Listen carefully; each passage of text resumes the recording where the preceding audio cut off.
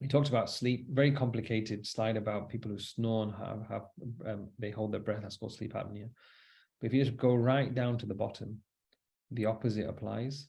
Okay, so if you don't get a good night's sleep, what happens is that your insulin doesn't work as well as it should or could. And what happens, we talked about it, glucose levels go up, don't they, right? And also causes your liver to self-produce gluconeogenesis. So the opposite applies. That if you have a good night's sleep, your insulin will work better, your glucose levels will come down. So it's really important to get a good night's sleep. Stress, complicated slide, but in essence, causes your body, cortisol is released, the stress hormone causes your body to release glucose. It actually prevents your insulin from working as well as it should or could, reduces the amount of insulin your body produces anyway. Also, it kills stress. I mean, that's another topic. We could do this at another, save it for another time, but specifically for diabetes, really important to work on stress management. If you're struggling, see your GP, seek therapy, speak to your imam, because there's a spiritual realm to managing stress as well. But that's another topic.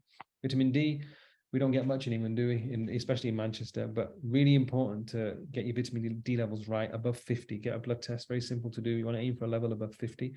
But just to highlight this bit, you can see my marker, insulin. So there's a role where it doesn't allow your insulin to work as well as it should or could.